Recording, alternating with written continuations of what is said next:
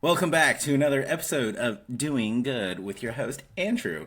I'm here today to talk to my buddy, James. James is a delightful individual who I have had the pleasure of getting to know over the past year, who um, is working on an interesting topic around the notion of water and safe water.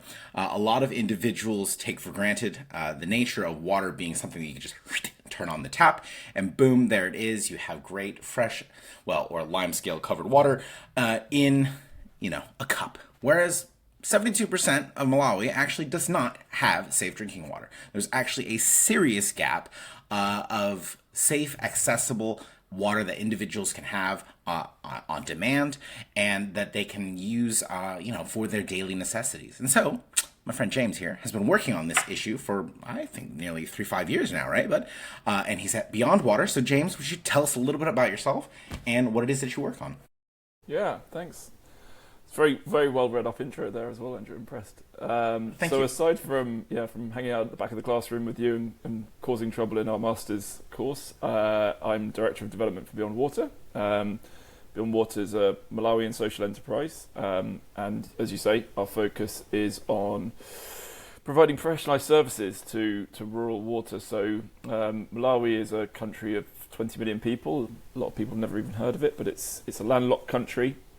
Has the second largest source of fresh water in Lake Malawi next to it, but it's a very impoverished country, and 80% of that 20 million live rurally, and access to water is problematic, and sustainable access to water is problematic. So it's a great use case of some of the really good things about international development, but also how countries and societies can get perpetually stuck within a reliance on international aid and development. So it's been a great privilege to work there for the last 3-4 years now. That's really cool. And I'm gonna dive in on some of this water question because I think for a lot of people, we really don't think about it very much, so we don't understand the technicalities behind it.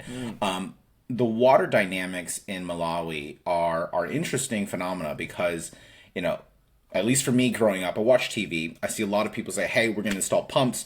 We're gonna go with it," and you're like, "Whoa, charity TV, cool. All right, call it up, dial in, send the money." Right? Boom. Yeah. You're like, "We've solved water." Yeah. Why does that not work in Malawi? It doesn't work in Malawi, or it doesn't work now in Malawi. It worked for the last 30 years, and the fact that exactly what you say, that's the image of a drill boring a hole and breaking ground and water spurting out and everybody showered in fresh water is very emotive, and yeah, exactly, and that's what brings in the dollars. But the reality of the situation is that once that infrastructure tends to be a hand pump in a lot of sub-Saharan Africa, not just Malawi, but a lot of these boreholes will have a hand pump fitted to the top of them, which will serve a community or a school or health centre. The responsibility for that is then handed over to the community, and these are people who are living on less than $2.20 a day. They have no technical training in how to maintain it, and it's a community asset. It's something that is completely reliant on volunteers to maintain. Okay. If a community can't raise the required amounts to pay for the maintenance, and if they are having to walk or cycle a few hours to the local market to buy spare parts, Good God. or if they're putting their trust in a local mechanic who's really not accountable to anybody, that kind of house of cards of volunteerism soon breaks down. Actually, a hand pump that could last 15 or 20 years with regular maintenance fails within 2 to 3.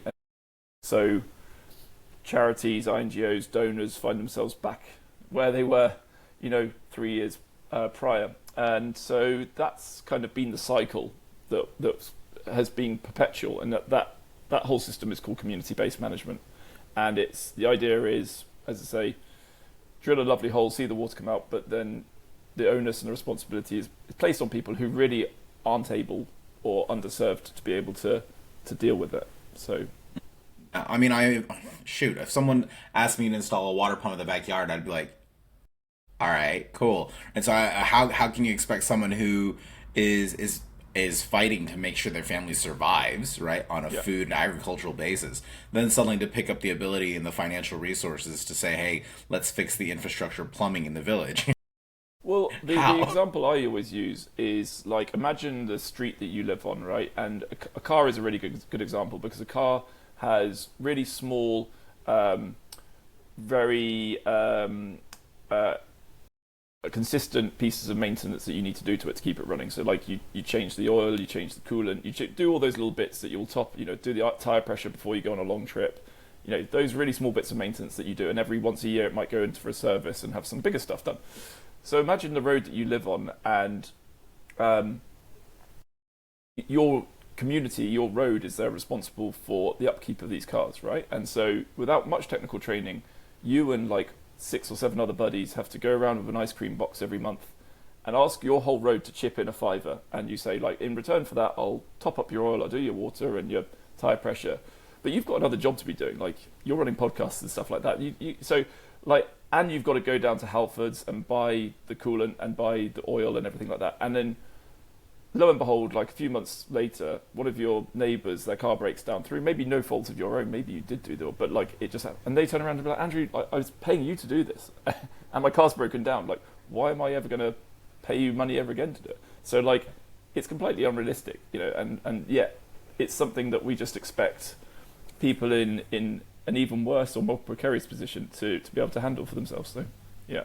That's wild. I mean, you never really put that much thought into something as simple as water. And it's crazy because not to draw attention to like the West or anything like that, but even in developed nations, there's a growing issue around people's abilities and awareness to managing public water utilities. And so countries like the United States are finding it hard to find talent to manage water systems. It just seems like it's an unrealistic expectation to be placing on, a tribe, a village, or community to just suddenly be like, hey, you know what, we're going to manage this brilliantly and it's going to be fine. Exactly. Yeah, that's Yeah, it. That's the crux of it. that's wild. So, how does Beyond Water figure out how to, kind of make an intervention and step in and try to say, hey, we can do this and actually help you get to a better place? Yes, so we don't really play around too much with kind of trying to revolutionize anything, but in terms of the infrastructure, we work with what's there and what's adaptive to that particular context. But what we do is bring in a service model that is more akin to what you might find in developed countries. So we have established Beyond Water as a social enterprise, and the reason for that is that it can be an oversight or a managing organisation that is designed to be there ad infinitum. Like most development projects will have 3 to 5 year timeframes and will have a certain set of KPIs within their log frame, and that's it, conclusion, pack up, go to a different area, whatever. Whereas the idea of Beyond Water is not necessarily to make all its shareholders rich. In fact, it can't make all its shareholders. That's how it's structured. It can't do that, but it is designed to be ever present and be there for ages to come. And so what we do, in effect, is we take parts of that system which are kind of too volunteer based, and we say, like, okay, you're no longer responsible for taking your water point apart and going out and buying those spare parts and doing all those things. All you need to do is collect revenue. Like, that's your job, and then you pay us, and then you don't touch the pump, don't touch it, don't open it. Yeah. And Other than getting water, just to other clarify. than getting water, yeah, you can do that.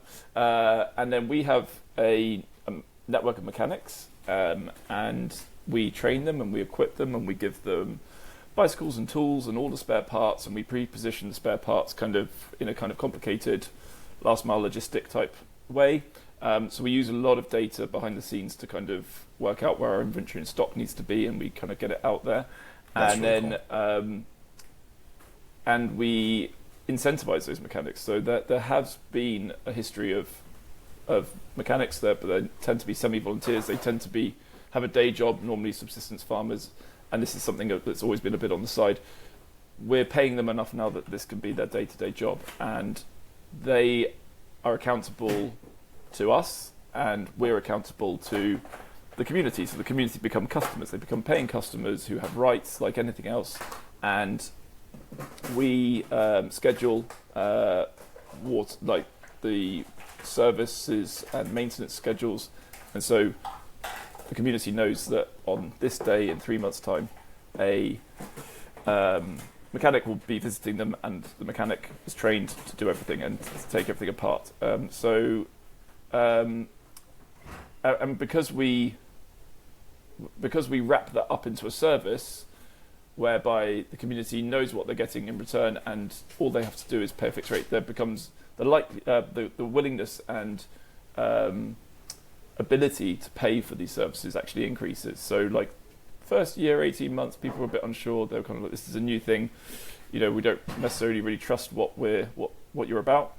But as soon as we started to provide these services and it became trusted, the propensity to pay for services increased, and and we're seeing kind of a better and better uptake, and we're seeing more people paying for the services and the payment compliance going up. So all the metrics are going in the right direction. But in effect, we're just a regular kind of services maintenance company. But I think that's a big deal, though, right? Because if you think about it, if most of the expectation has been that some random yokel shows up, installs a pump, and then boom, that jets off, right? And then at some point they're just like, all right, maybe there's water, right? That is an expectation setting kind of exercise that gets really addressed by your model, right? Saying, hey, look, if you put something in, you're going to get something out. And this is actually probably one of the more optimistic sides of social enterprise, that in my opinion, where you can actually see quite clear expectations that are set for the customer and the service organization, both creating a job locally and also solving a real issue. That's nice to hear, because honestly, sometimes you hear about social enterprises that feel really extractive, and the model that you've just described doesn't strike me as that, because everyone is getting the opportunity to say, okay, at least I know, and there's predictability to that water being there. Yeah. And that's life changing, right? Yeah, and to be honest, the context we're working in, we can't really be extractive. We provide a service, and that service relies on kind of scale to get to kind of some form of economies of scale, whereby the OPEX per water point reduces to a point that makes it financially feasible in the long term, and we have a financial model that is targeting that. But also, we are competing with the traditional models of philanthropy that are just like, give it out for free, or we'll just do this for you. So it's not only a change away from, it's not even kind of formalizing the accountability and responsibility of different parties and stakeholders, but it's also saying what you're previously used to, which is some well-meaning philanthropists giving you spare parts and stuff for free, isn't a long-term solution, and people are realizing that, and they're more willing in some areas to pay for services and have something that's guaranteed to them, rather than kind of continue on this cycle of broken investments. But that's a challenge, that's a challenge, and it's hard convincing the beneficiaries. It's even harder sometimes convincing the practitioners that actually what they're doing is unsustainable. That makes sense. And that would seem like it'd be a very challenging narrative shift, right? Because right now there's just so much of a push. Well, at least, hey, let's wind it back. A year ago, there was loads of international aid money that was going out into different parts of the world.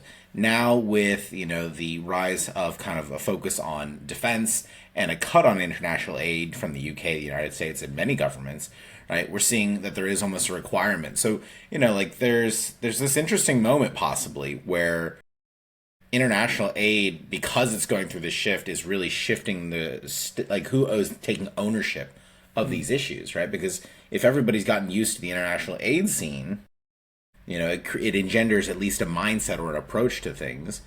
How do you feel being on the ground when you go there and you see the work that's being done by your team, and you are thinking through, okay, now the international aid scene has really changed. How do you think that's really going to affect you all? Yeah, it's a good question, and I think it will take a little while to filter down. I think I think water is like so. So the whole kind of I used to work for a really large Irish INGO that did a lot of integrated programming, and I think water is a fundamental basis for a lot of like a lot of different programming. Sorry, I should say. So you'll find water in education programming. You'll find it in health programming. You'll find it in livelihoods programming. Like it's everywhere, right? So it's Yep. not. I think, and there's other people who know far better than me, but like from what I can see in Malawi is that the bulk of the cuts have come out some really kind of some really specific kind of like headline programs, whereas I think, you know, whether that be vaccination or sexual reproductive health or, you know, these kind of things, where as water I think has such a kind of cross-cutting ability to we haven't really seen it all that much. Having said that, I think there is a more of an interest from donors and from INGOs who are being funded by those donors to see better sustainability in the programming and a kind of saying, like, we've done this for 30 years, you know, the dial has moved a little bit, but you know, with what's coming down the tracks in terms of population, increasing demands on resources, what's coming down in terms of climate, these kind of things, we need to be doing way more to make a real tangible change. So I think there's going to be a multi-dimensional kind of push and pull to change how programming is done, and yeah, it's not, you know, water isn't that sexy. It's not like a revolutionary tech thing that is, you know, that water is such, I think, water as a service, an assumed commodity here. You know, that even in the global north, we just assume it's going to, like you say at the start, at the top of this podcast, you're just going to open your tap and it will come out. And actually, people aren't really willing to pay for the true cost of water either. Like, I live in Ireland, where they tried to introduce water tariffs like years ago. Uproar. You know, like, you're seeing countries like the UK really struggling to generate the revenue that's required out of water users to pay for upgrading Victorian infrastructure and stuff in London. So, like, wherever you look at it, it's just it's an assumed commodity. Everybody believes it's a fundamental right to have access to water, but actually, the practicalities of it, moving something from one place over quite a lot of distance to another, or abstracting it from underneath the ground, is not cheap. No, it's not. and I think people are already starting to use water as you know, even at the local level. One of the things that when I was reading up on this issue is that I saw that some of the MPs in Malawi use water board placement or water drill placement to encourage certain outcomes for voters, right?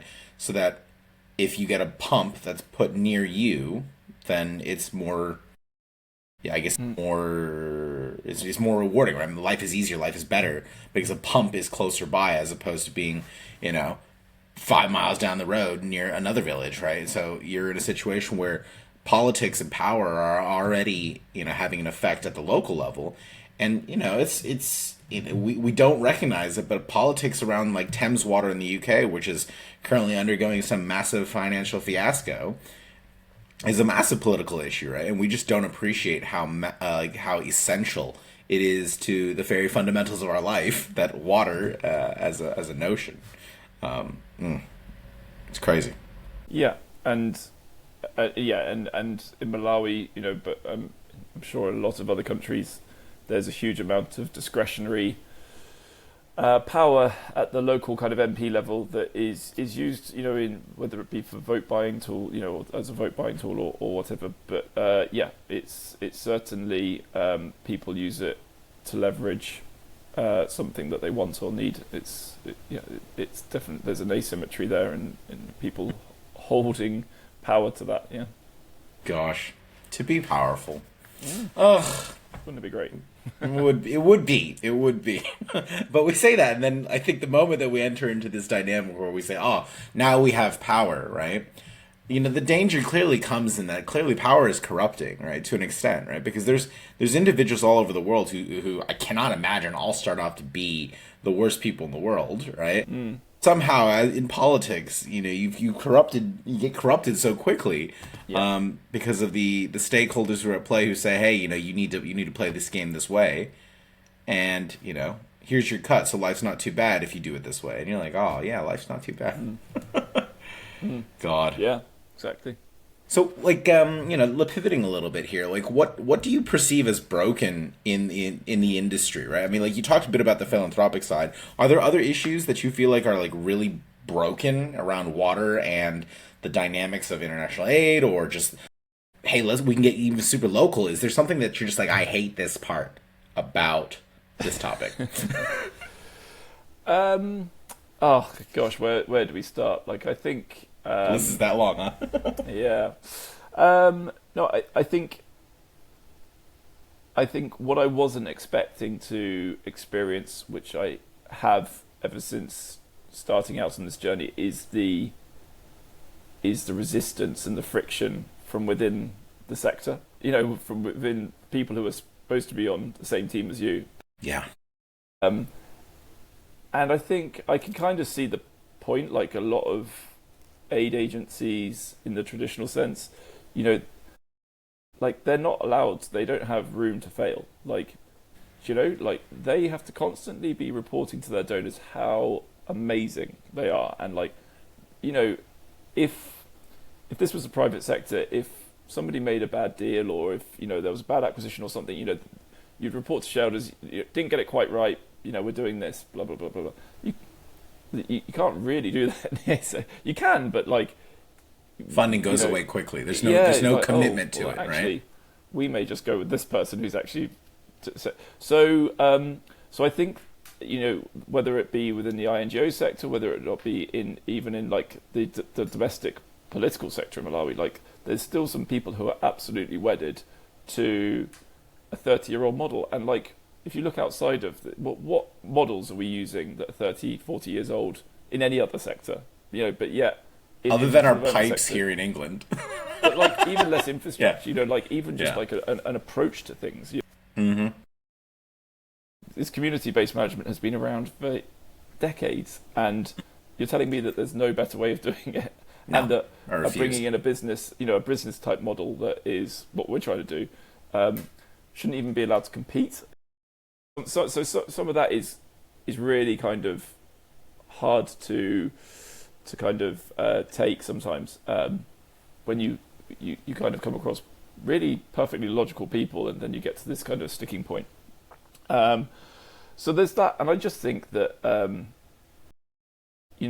we operate at a very, very local level, and that's great in some respects. Like, it's very tangible. It's very, when I was trying to think about it the other day when I was having a particularly kind of tough morning or whatever, and I think our kind of current customer count is around 240,000 people. Nice.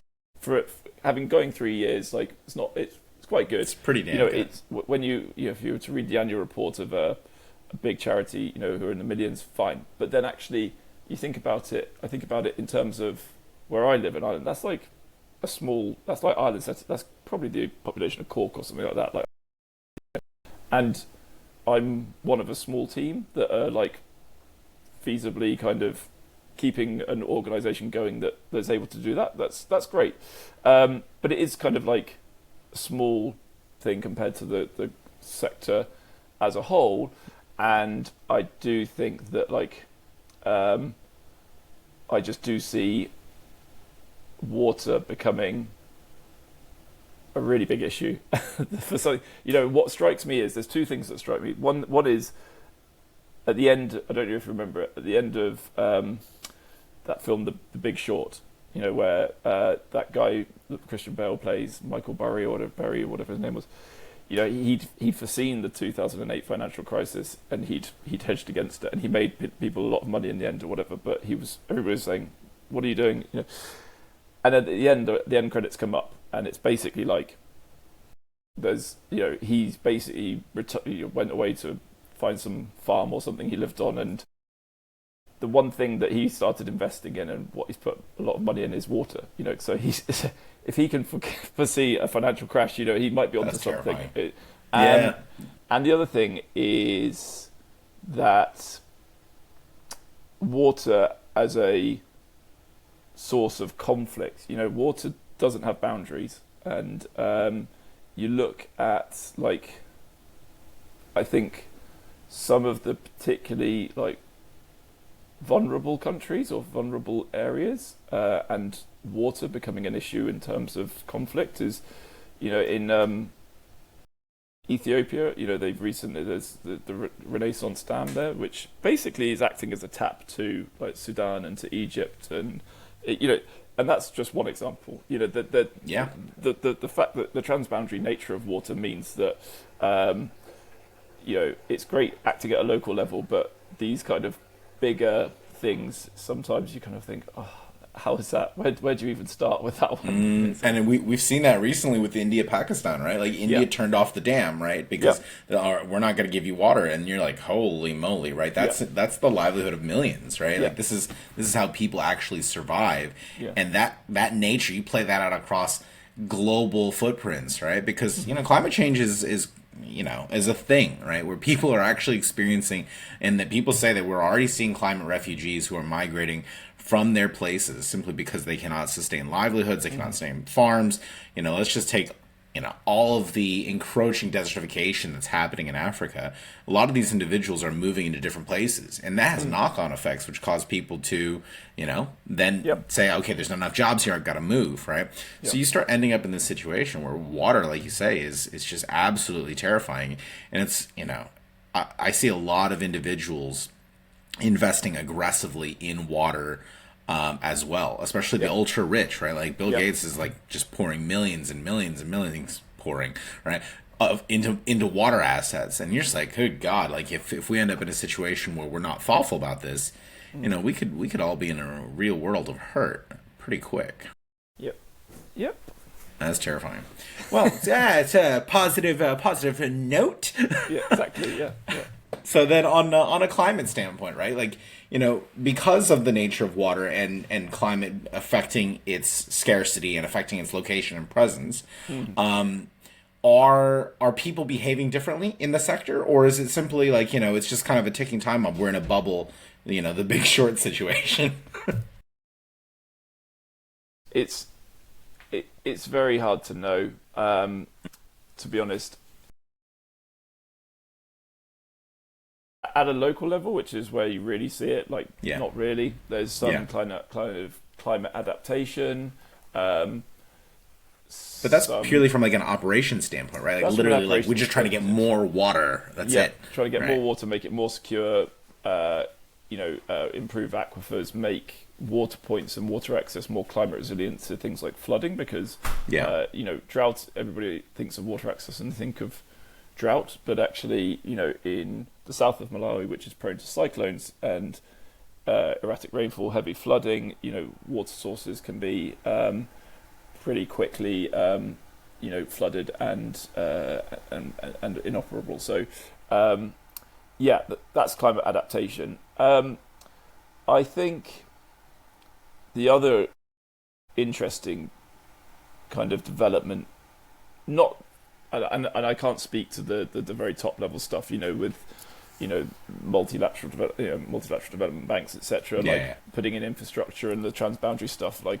I know that when I go to national conferences in Malawi, the same slides are used year in year out, talking about multi-purpose dams and all this kind of stuff and what have you. But what I can say is that I think there is an opportunity, and I think at the moment carbon has been, maybe it's getting less so, but it has been the buzzword that everybody's talked about. I think some private sector people, some organisations are looking at their water footprint. I think as it becomes more of a scarcity and more of a commodity, people will look at that. And there's some really interesting stuff that Apple are doing in India, offsetting their water footprint, etc. So that, whichever way you look at that for me, as a director of development who's trying to make a social enterprise stand on its own 2 feet, is a long-term source of revenue that could actually have a social good, and it's also a recognition of,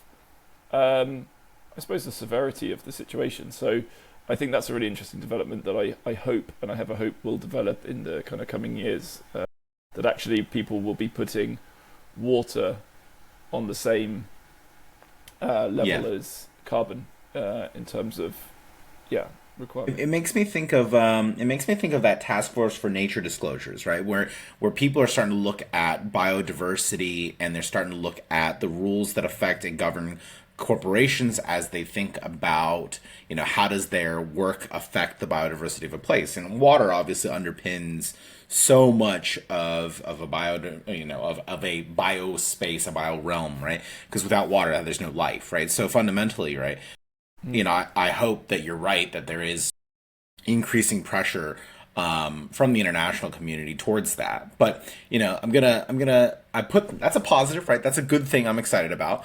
I don't know how effective it will be, because there's always issues with regulation, but whatever.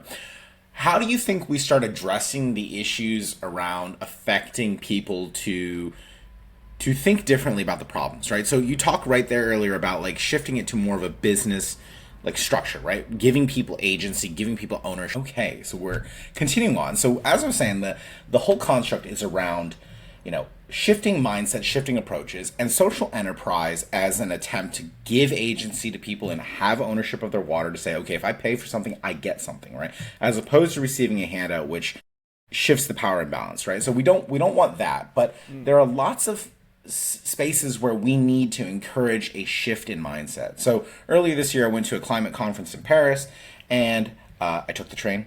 And in doing so, the whole process of it, I was like, okay, I want to interrogate how people feel about the issues of climate.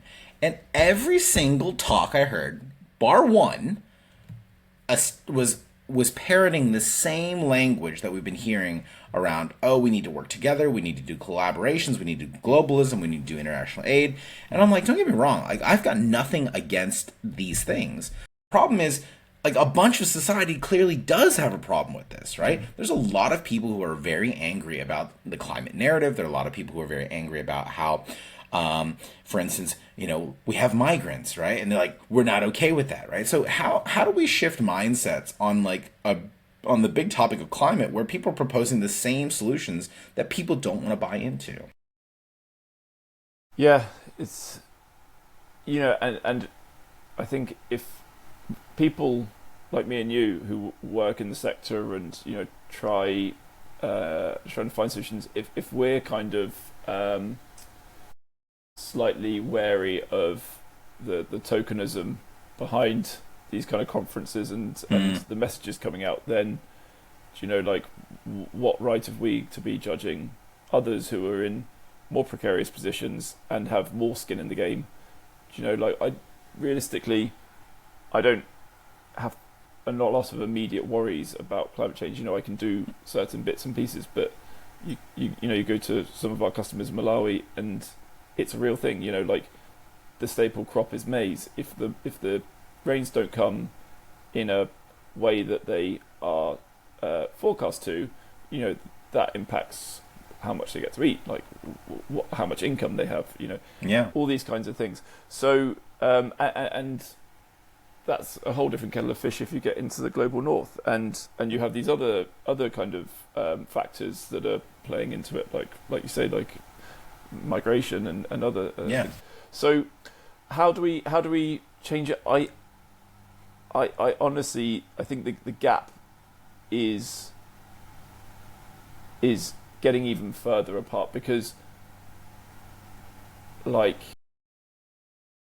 there's been a change in rhetoric, right, with the alt-right, and with in Hungary and in The U.S. France and the US, and everybody's they're saying, no, this isn't your fault. This is, you have a right to be angry and everything like that. But seemingly, that's not producing any practical solutions either. At the end of the day, however you want to agree with it, or however you want to label it and put it up and package it into a nice kind of soundbite, there doesn't seem to be whether or not it be the alt-right saying, rip it up and just look after ourselves, or whether or not it's the kind of centre-left saying, come on, let's get around a table and talk about it, which hasn't done anything, for the last 50 years. So I just, to be honest, Andrew, I try not to think about it too much. I try and act upon as local level as I can, and actually appeal to people's pragmatism and self-interest, unfortunately, and that's not only like at an individual level, but it is at a kind of organizational level.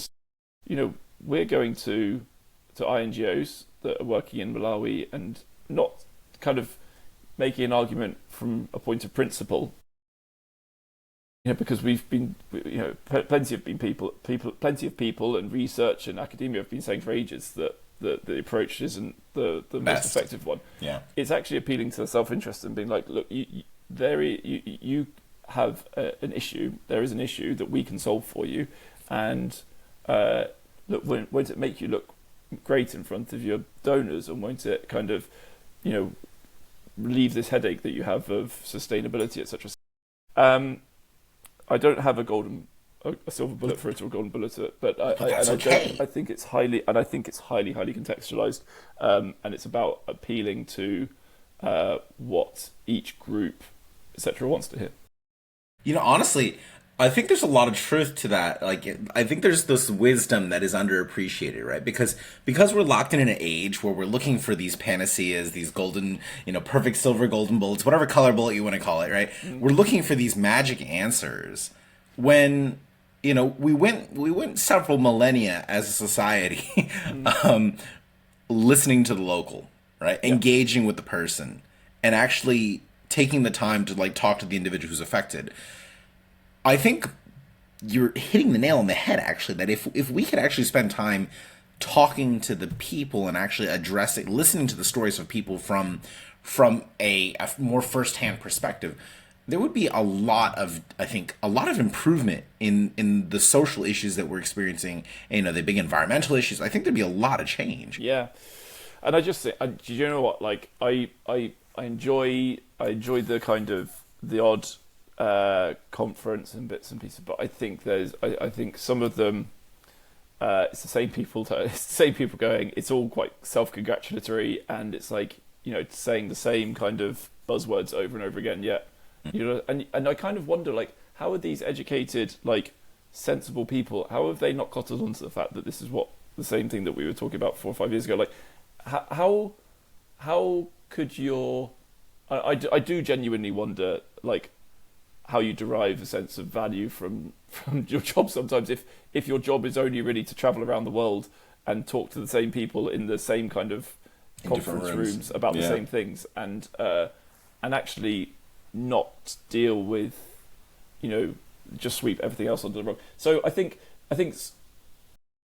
people, I think it's moving kind of at a glacial pace, but there are people that are saying, we want to be bold, and actually, here's an unrestricted grant, go off and do something and try it, and look, don't worry if it doesn't have all of the intended outcomes that you planned. Some people are flipping it on its head and actually rewarding organisations such as ourselves, not on what we plan to do, but on what we deliver, which is really refreshing, So outcomes-based financing is coming to the water sector. It has come in the form of the Uptime Catalyst, which is come out of Oxford University, which is a fantastic initiative whereby you get paid, or you get incentivized on what you deliver, not what you're saying you'll do, which I think is fantastic. It's really refreshing. It drives people to be an idea. I know, what an idea. It drives people to be innovative. It drives people to be slightly kind of more efficient, and so there's a couple of things there, but we're led by where the money is, right? So, and I think this probably goes back to why people need to do those conferences that you and I both don't enjoy doing them, right? And I admit, in some ways, I feel like even listening to this show is kind of an element of that, right? Because you have to go out and you have to tell people about everything that's going on, and Mm. you have to do all this kind of like banging on the drum, and you have to hope that new people show up at the conference, and you have to hope that these people will actually spend the time to invest their resource, whether Yeah. that's time, personal, etc. And it's a struggle. I really do. I do, like, I cringe even when I post my own stuff on LinkedIn, right? I'm like, whoa, right? Because I'm like, what am I doing here? Like, I'm saying something, and then I ask the question of like, okay, is being a quote unquote content creator, influencer, whatever, something that the sector needs, or is it something that is it for my own ego gratification? And I'm like, yuck. Yeah, but look here. This is going to be a real curveball for you. One of the things we've studied, one of the things we've studied in class together is isomorphism, right, and mimicry. Okay, and what I'm finding more and more now is that we didn't coin terms, but when we started out 3 years ago, we said, well, what are we doing? We're basically professionalizing the sector. We're paying people for jobs that, like, in a way that they deserve. We're bringing in systems like operational systems, data systems. We're professionalizing and formalizing the sector. So we called what we did professionalized repair and maintenance. This is now a word that, like, or a phrase that is now oft used amongst people who are not doing much different to what they were, but they're just like, oh yeah, we're professionalizing elements of it, right? And it's this kind of mimicry Nice. of like, Yeah. okay, this looks like something that is going to gain traction with donors and funders and people in the sector. So we'll start calling stuff professionalized repair and maintenance. Like, it's not, But we don't own a definition of professionalized repair and maintenance, so we can't really, we don't have. You could do over that. Professionalize, maintain, and what's the third word? Repair, maintain, sustain is our little Repair, catchphrase. maintain, and sustain. Yeah, and Okay. I came Yeah. up Then with you that can put a little without AI TM as well. next to it. Yeah, trademark it. Yeah, I should. Um, You can lease it back to the Beyond Water, and then you yeah, could be Adam Newman style. just sit on my millions. Exactly. Yeah, yeah, yeah. Just live on royalties. But yeah, it is that it is people kind of moving, with meandering and moving with times and what is in the what is the zeitgeist of the time, and we're delighted that we seem to be that zeitgeist. We seem to be the buzzword that people are talking about now. So, like, if you have to put yourself out there to get that across to people, I don't see any issue with that, because you betcha that Joe Bloggs down the road, who is doing something fairly vanilla, is telling his donors and everything how great he is, and or she is, or whatever. So, like, yeah, I don't necessarily see that as self-congratulatory. I just think that's the times and the environment we live in, which is incredibly competitive, and you do have to kind of get your elbows out sometimes. But what I do find kind of boring now is this just kind of continued discussion, like cyclical discussion about systems change, and more and more kind of collaborations amongst NGOs. There are another, oh yeah, we'll just create another collaboration, and we'll come together and we want to do it. Like, come on, put some of that money that you're spending on conferences and meetups into something a little bit more practical. It's not the time to create some other Another kumbaya circle. Tell me about it. I was talking to one of our other classmates, and so actually I haven't mentioned this here, so I should do for other people who are listening. So we're on the Masters of Social Innovation at Cambridge, where we're studying essentially how do we organize and do things for good using different types of organizations, using different types of academic thinking, research approaches, methodologies. And I was talking to one of our other classmates recently, and he had mentioned to me that he was very keen on studying collaboration across organizations. And I find that to be, and I told him, I was like, oh gosh, if I didn't have to do collaborations, that would be the best thing on the planet, because gosh, there's just so many different like perspectives, and you feel like you just end up in a listening circle yeah for just days. You're like, what are yeah we doing? yeah and collaborations can be interesting when your idea or your approach is not the mainstream, right? So what we've been trying, so there's actually, specific to what we do, we're the only ones really doing this in Malawi, okay? But Okay, there are cool. others. There's Breaking maybe new half a ground. dozen or so in Uganda. There's a few in Kenya. There's some in West Africa as well, right? But we're all when we have none of those social enterprises have reached like the critical mass to really just like cover and go beyond full OPEX costs and really kind of go bananas on it, right? So like that, and that is because we're pushing against a system which is like carrying, this weight of like decades of kind of, uh, you know, static kind of thought and whatever. Before you go on, can I just break that out and explain it a little bit? Because I think I understand. You just confirm it for me. That essentially, right now, there is the cost of operating and maintaining these water pumps and water systems. The reason it's so expensive is because right now, philanthropy comes in, buys their kit in bulk, and says, hey, good luck, have fun, right? And then they dump it somewhere, right? Whereas y'all are actually taking the model and applying it such that you can have, you can access parts and try to create a viable, sustainable supply chain, and that requires a certain amount of critical mass, as you're saying, to go bananas, right? Because that way you can buy enough, keep prices affordable, distribute those to different pumps and different mechanics, and keep it going. Right. Okay, cool. So traditional philanthropy is interested in the capex. They're interested in the infrastructure itself and everything like that. That's great, and we need that, and we need 1 in 3 people in Malawi don't have access to safe water, so we need to rehabilitate or restore what's there. Capex, perfect. What people really aren't interested in or haven't been to date is that like CapManX, that capital maintenance expenditure, and the OPEX, like the true cost of actually putting in that water point rather than just the initial bit. And that's like over a 10, 15, 20 year life frame. And so, what we want to do and what I think the general narrative is within the sector is like try and get to a scale whereby you're covering as much of your OPEX by local revenue, like tariff revenues, and that's easier to do on a solar powered pipe water system than it is a hand pump. Because a hand pump is kind of like a flat community tariff. There's utility to having water, but there's still like waiting. Women and girls have to wait there to collect it. It's there's manual labour involved in it. Whereas solar pipe water systems, you have a load of standpipes, and people don't have to wait. It's very easy to turn a tap, and it serves a greater number of people. So Nice. so people scale through different ways. We do it in a very geographically condensed way where we like pick out kind of addressable markets and we move with that. But it's that OPEX stuff that is kind of been neglected, and that's where the results-based financing can come in, where carbon can come in for like longer tail revenue streams, as well as charging people for money. Necessary.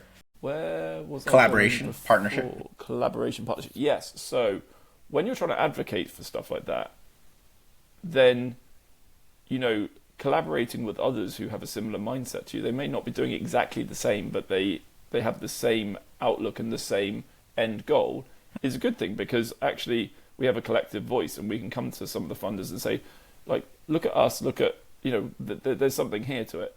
Whereas if on the other side, where all the collaboration seems to happen, but also at the same time, none of us have time to do that. Like we all have these, we all meet up in Stockholm or something once a year, and we'll see each other and we'll sit there like, wouldn't it be a great idea if we all just came together and actually like advocated for joint funding from like a really big donor like Clinton Foundation? They'd be like, yeah, we should really get onto that. But actually, I've got these million one things other to do because we're really small and we're trying to build a startup business.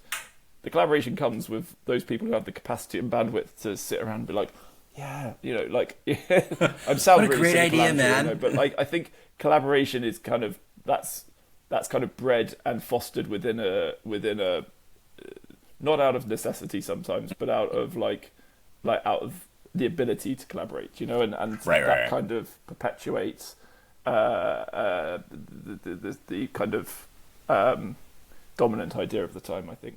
I get that. I'm popular for saying that, but I think I think it's a reasonable take, right? I mean, like, I don't know if you've gotten to this paper in our homework yet, but there's one paper in our homework which is nope, I have not.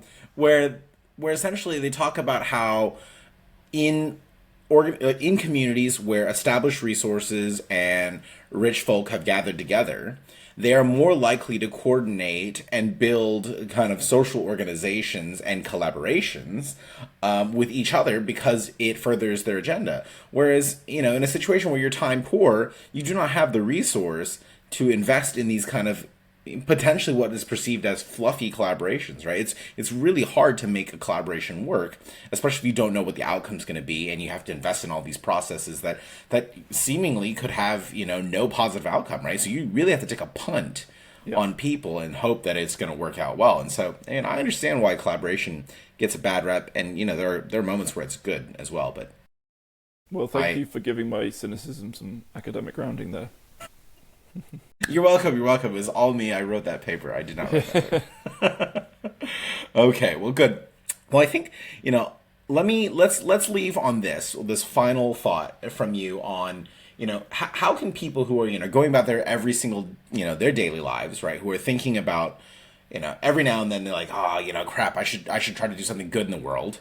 Like, what's something that you could say, oh, what, like from my standpoint, like this is something that you could do on a daily basis, or once a month, once a year, that is a contribution to doing something good, and it's not just like a donation to charity, right? Like it's like actually like think No, it's differently not about it. It's not that, right? As an employee of a charity, occasionally Yeah. maybe yes, but like how do we start getting people to think a little bit differently about the small things that they can contribute to engage in different behavior, to shift the mindset a little bit? What would you say to somebody about that? Oh, um, It's hefty. It's a hefty one. it's hefty. I would say, um, like,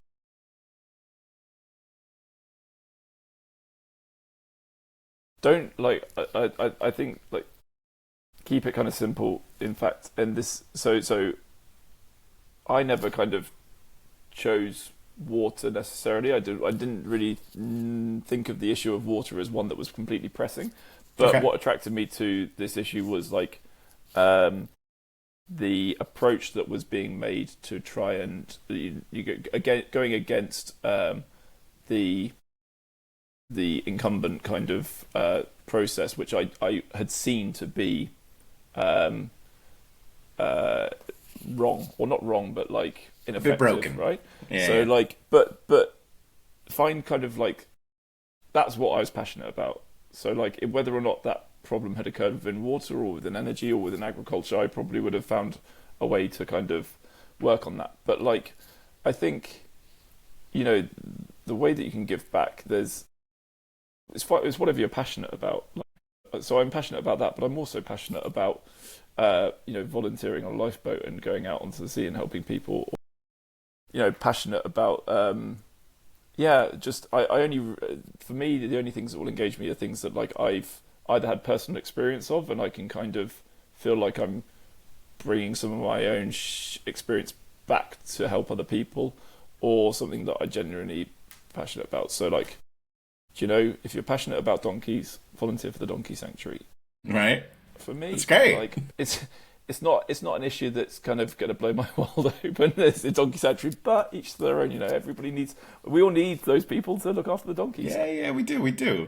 I think I have no other words of wisdom other than that, is that what's driven me and what's kind of kept my attention and my gaze fixed for the length of time it has is finding something that you're really passionate about. I mean, like, this is actually something that I can bring to bear. So that's a very fluffy answer. I do apologise. No, no, no, no, no, no. I feel like it's slightly cracked open something else I want to ask, so I'm going to be cheeky, even though I said it was the final thought. Like, Go.